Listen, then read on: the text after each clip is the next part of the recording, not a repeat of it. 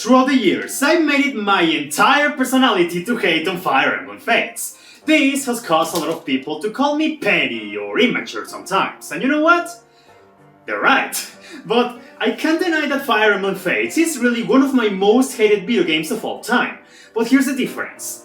I hate the game, but does that mean it is really a piece of shit? Yes it is. But does that mean it is the worst fucking game in existence and has zero redeeming qualities? No. Their honor actually goes to Dead Rising 4. Despite how clear I made the fact that I don't like Fire Emblem Fates, that doesn't mean there aren't good things about it. The soundtrack, the presentation, and even some of the mechanics are nice. But today, I want to focus on the characters. I once made a video about the worst in the entire franchise, and then 3/4 of that video ended up being just Fate's characters. So you know what? I want to turn it around. I'm going to find some hazy and needle stacks so I can talk about the Fire Emblem Fates characters I think are actually good. These characters are so nice that I really wish they were in a different and better game. But you can't always win them all. Still, I rather appreciate whatever little good there is. So I'm kicking off this list with my first wife from Fates, which is... Felicia. Let me put it simple. She's a one-trick pony. Her entire gimmick is just being sexual and constantly repeating the same joke of, "I'm a maid. Oh no, I broke something. I'm so clumsy and stupid." That gets tiring so fast, and normally that will make me dislike her. But that's not the case. It's so weird because, despite that, I find Felicia to be just so sweet and cute. Her design plays a big role in that, but there's also the English voice. And it's funny because I remember when people first heard her, "We've got trouble." She was mocked for that, but me, while I was already antagonistic against Fates, I thought, hold on, that voice is actually kinda cute. So yeah, again, Felicia is nothing special, but she's nice and inoffensive. Sometimes a character just clicks like that, you know? And hey, there's a reason I first married her when I torture myself with Conquest, so I guess that's saying something. Now I present to you my second wife from Fates, Kagero. Normally one would think I like her for obvious reasons and because of her art in Heroes. And you'll be damn right for saying that. Remember, I'm quite easy to please sometimes.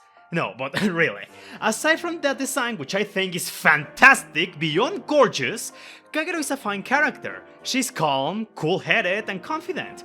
And despite how serious she is, I like that she does an effort to form bonds with others in the army, be interested in them as people, and even has a cute hobby in painting. Again, I don't think she's anything spectacular, but I like her enough to the point I made her a +10 unit in Heroes.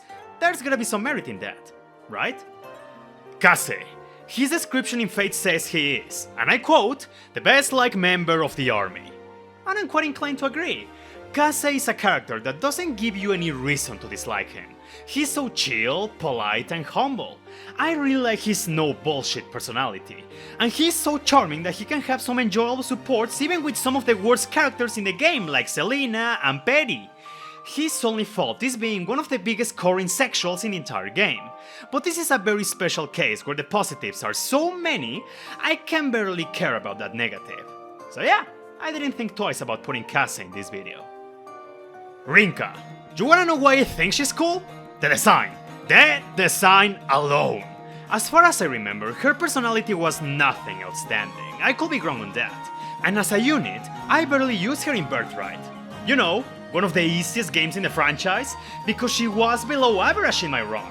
But I don't care, because that design is all she needed to make me like her. And when I look at her, I remember that... I want a woman that could crush my head in between her thighs. Scarlet. Same case as Rinka, I really love this design so much. And it also helps that she's a natural Wyvern Lord, one of my favorite classes in the whole series.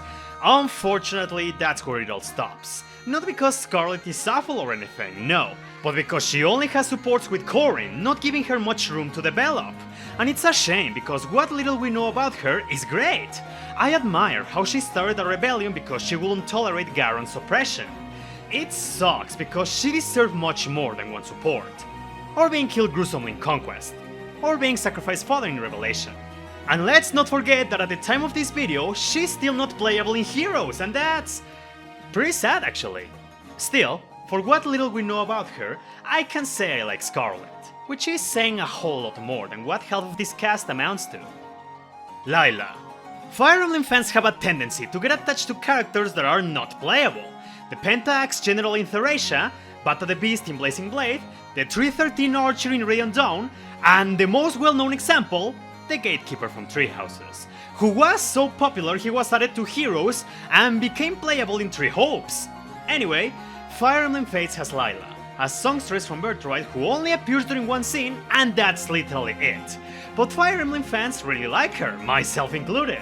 That design shouldn't have been wasted in a non-playable character. And since you know I hate Asura, yep, I would have taken Lila over her without hesitation. Benny. I am a massive fan of the archetype of fearsome giant with a heart of gold. And Benny is exactly that. Due to his intimidating appearance, he's often the victim of exaggerated rumors about the incredible and scary feats he has achieved, much to his frustration. But the true Benny is someone kind who is very reserved and has a huge love for animals. But of course, he's not afraid to go all out when it comes to protecting his allies. And when he does, his critical hit quotes go incredibly hard. Benny's voice actor deserves an award because just listen to this. You deserve no better. You don't scare me. Here goes nothing. You die so I may live. The next character has me conflicted because I'm constantly going back and forth whether I like him or hate him. I'm pretty sure you guys will understand why. Xander? Yep, he was in the worst characters video, but now he's being featured here. I'm pretty sure you guys remember me saying that in the Fire Emblem fandom, Xander tends to be divided into different characters. Story Xander and Support Xander. I already talked about Story Xander and how he is a huge fucking irredeemable dumbass! But Support Xander is actually good, and I'm not exaggerating. When you read his supports, it's like you're looking into a completely different person. In them, Xander shows some genuine care and love for all his family as well as his retainers and allies, and has a huge devotion to his country. The supports allow you to get a deeper and very interesting look at him, at the role he must fulfill, everything he has to sacrifice for the good of his people, how he feels about the enemies he has killed, his sense of honor, and you even get to explore a more vulnerable side of him. That's just a small fraction of everything Support Xander has to offer, but it's really worth to explore. It sucks because again, Xander in the story is so incredibly stupid that it makes me so conflicted on where I stand regarding him. But if I am just to focus on Support Xander, then yes, I really like this side of him, and I have no qualms with putting him on this video. Now, you see how in Fates every royal has at least 2 retainers? Well, in those trios, there's at least one character that I really despise or don't care about. Ryoma, Setsuna, Hinata, Tsubaki, Peri, Camilla, Niles, you get my point? Well, there is only one exception to that rule. Elise, Effie, and Arthur. I think these 3 characters are nice. Elise is so bubbly, innocent, and cheerful. She's very adorable and her optimism rubs into you. Despite how dumb she might seem at glance, she's quite astute, not to mention she's very brave and courageous when she needs to be. I remember some of her dialogue actually made me laugh. Oh, it's so wonderful to see everyone full of energy. Isn't that right, Navarre? No, it is not. And her sacrifice in Birthright was honestly very admirable. Too bad Xander had to ruin the entire moment by being Story Xander, but that's not really Elise's fault. Effie and Arthur are funny because when you think about it, they're very similar to other characters that I hate, Hana and Setsuna. Effie, just like Hana, is obsessed with training and protecting her leash. That's the best way to describe their personalities. But something about Effie strikes me differently. I think it's because I'm a big fan of her gentle appearance and how that contrasts the reality that she's a fucking juggernaut who can bench press 3 trunks. Again, there's nothing special about Effie, but sometimes a small twist can make you appreciate a character. And yes, I am aware her personality is very different from the Japanese version. I don't care, I like dude bro Effie. And finally, Arthur. I think he's very similar to Setsuna. Her entire personality was about Whee! I fell in a trap again, while sounding as smoked as possible. Arthur's gimmick is his bad luck. Constantly falling into swamps, sleeping on banana peels, being attacked by animals. His bad luck is so insane, he might as well be a Looney Tunes character. But here's the thing. Unlike Setsuna, I don't hate Arthur at all. On the contrary, I do like this character. I find his personality endearing. No matter how awful the situation is for him, he always remains optimistic no matter what. He will persevere to help those in need. And that's because he has a very strong desire to spread happiness and make others smile. Because at the end of the day, he is a hero of justice. Did I say more? No. I think you have a clear idea on why I like Arthur and why he had to be on this video. Also, one final comment I want to add. Do you know how all Royals share one critical hit code with their retainers? I've always loved that detail, but at least Effie and Arthur have my favorite share code in the whole game. No more holding back! No more holding back! No more holding back! Speaking of retainers, there's a few more I want to share. Asama, you can tell me, how come you like Asama? He's a piece of shit like Niles, and you hate Niles. That's true, but there's a major difference between the two. Niles is an asshole who irritates me. Asama is an asshole who makes me laugh. His apathy is something that always gets me because I never know what he's gonna say next. But most of the time, it's something so absurd that it makes me smile. Sometimes, that's all you really need to make me like you. Do you think these next two characters count as cheating since they're technically from Awakening? Maybe, but still, I love them. Laszlo and Odin. I mean, ever since I met them as Inigo and Nohrian, I've been a huge fan of them. Laszlo because, while he may be a philanderer, I really like his carefree and empathic personality. He's a shy person riddled with insecurities who still does his best to cheer up everyone around him. In Fates, he's more mature and wiser, often being a support and giving advice to his allies. And also, I'm kinda biased because I married Olivia in some of my multiple Awakening playthroughs, so Inigo is literally my son that I love. Odin.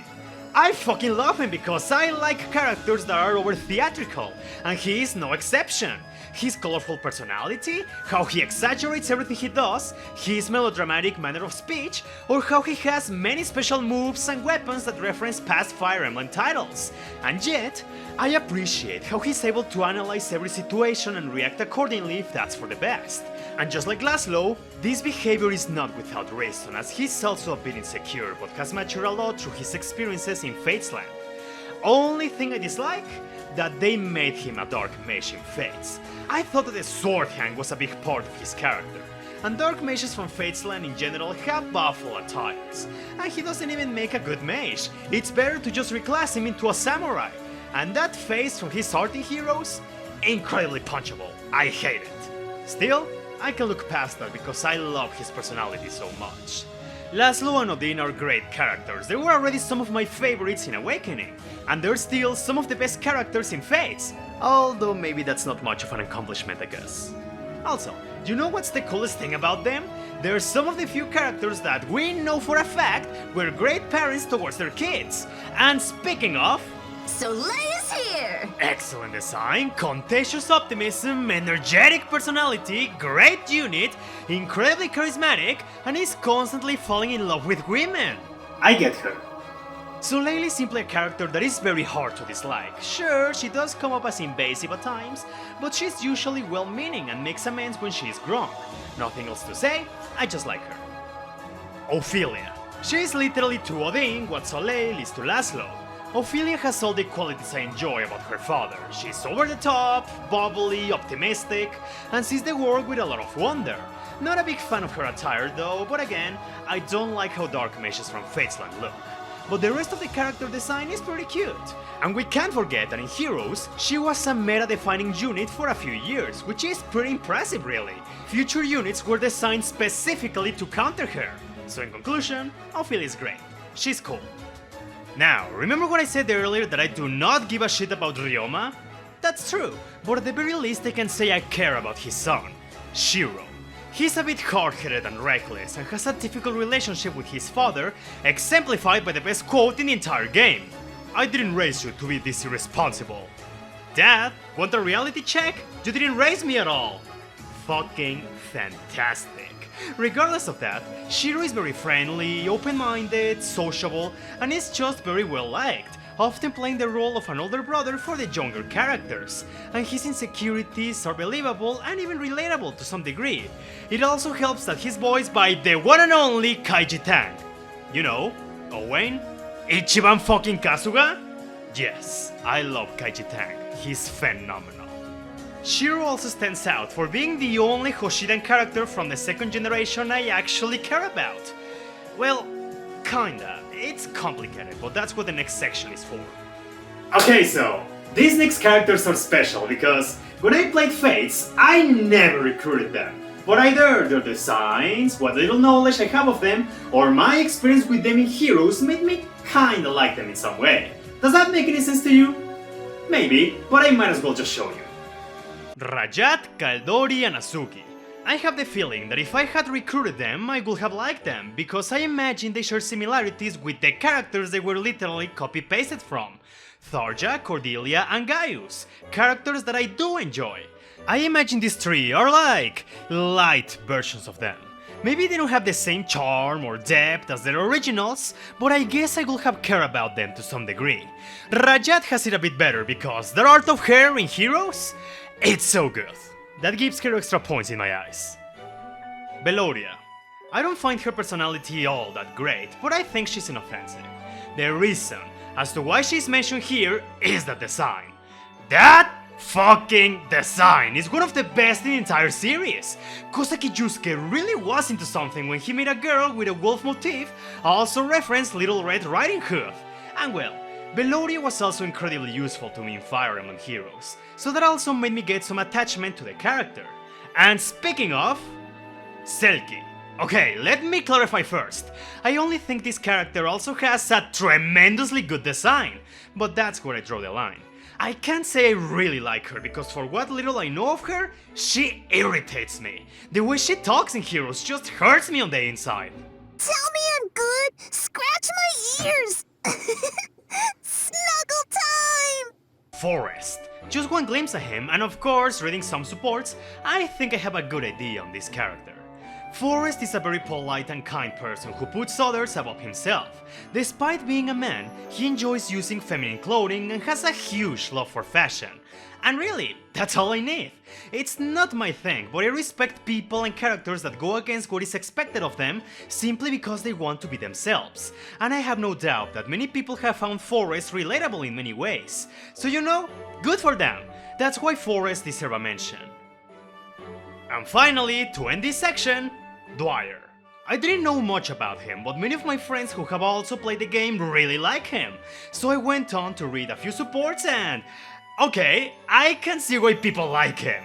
While he may seem lazy at first glance, Dwyer is actually an incredibly competent person. He can be very blunt at times, but unlike his father, who is just straight up a fucking asshole, Dwyer does this out of consideration and is more kind towards other characters not named Corin. I swear, the more I was reading about him, the more I like him. But the cherry on top is that Dwyer constantly competes against his father over who is the superior butler, with Dwyer coming on top most of the time, much to Jacob's frustration. And as a well-known Jacob hater, that makes me really happy. Dwyer is very cool. Well, I reserved the best for last. I have the feeling that these characters might be the most controversial ones, but I genuinely like them and I really consider them some of my favorites in the game.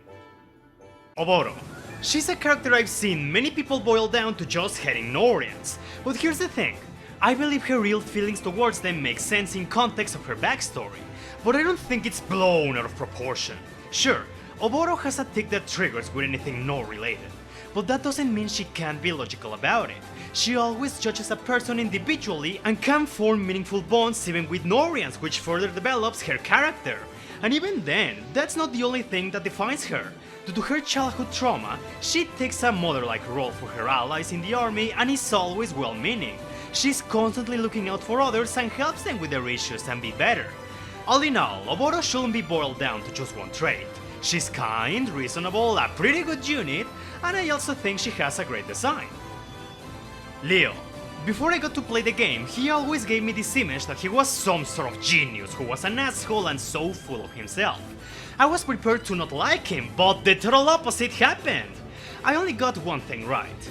Leo is regarded as a master of strategy and magic, being a very hard-working person who constantly hones his skills and is recognized by many.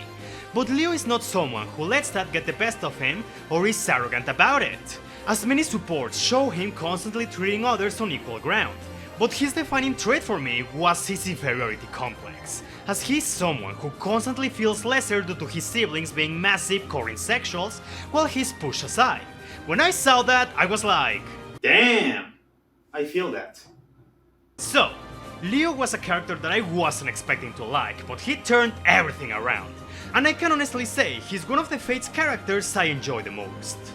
And now that I mentioned inferiority complexes, there's someone else who takes that to a different level. Takumi, mostly known as Pineapple Guy, Nohrian Scum, and Shut the Fuck Up Takumi by fans. Throughout the years, I've noticed he's one of the most divisive characters in the game. Personally, I do appreciate this character. On the surface, he may seem like an asshole who never shuts the fuck up. But it's through the story and his supports that his character starts to make sense. And really, who can blame him? He's the only character in the game who was logical about doubting Corin during the first chapters. So him being pushed aside in favor of these bags of nothing, on top of his overwhelming inferiority complex, on top of the manipulation he constantly goes through, I do understand why he is the way he is. But that doesn't mean Takumi is incapable of being a nice person. He really cares for his siblings, he shows a lot of love for his retainers, and is very friendly to his allies. But it's his insecurities that drag him down so much and add a lot of depth to his character. At the end of the day, you all have the right to decide if you like him or hate him. But I don't think his depth and good qualities should be ignored because of that. As for me, I can admit that I find Takumi to be one of my favorite Fates characters. And finally, the last character of this video is Nyx, the perfect example of don't judge a book by its cover. When I first saw her I thought, ew, is she gonna be the character that will make basement dwellers go, actually, I'm aware she looks and acts like a child, but she's over 1,000 years old in lore, therefore she's legal. If you unironically are like that, I suggest you sleep on ice, hit your head really hard and bleed out. When I played Fates for the first time, I outright ignored her for two reasons. Her first supports gave me the impression that she was a brat towards others, and because she was honestly a pretty bad unit for me. Maybe that was just bad luck, but those things made me want to stay far away from her. As years passed, I noticed that many people usually praised the way she was greeted, and from that I thought, wait, did I miss something? I went on to read and watch many of her supports and wow, I really missed a lot! Nyx is a magical prodigy who toyed with the lives of innocent people, which caused her to get cursed with eternal youth. In reality, she's way older than what her appearance suggests. This event led her to live a recluse life, causing her to become distant, cold, and pessimistic. But once she joins the army, she decides to live on, hoping to atone for her sins and accept herself for who she is. Her supports usually revolve around how she comes to terms with what she has done and use the wisdom she has acquired through the years to be a mentor for her allies. Her conversations are greeted with so much seriousness, matureness, and depth that you can easily believe you're playing a completely different game. There is so much to dissect from every support, every line of dialogue, that it will take a whole video to really understand why Nyx is such a fascinating character. But personally, I am glad I took the time to do more research on her.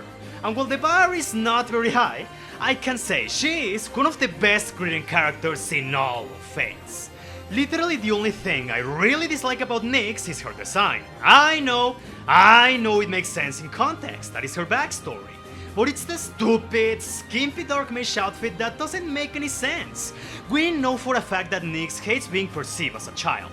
She hates her body, that's why she tries to find a cure.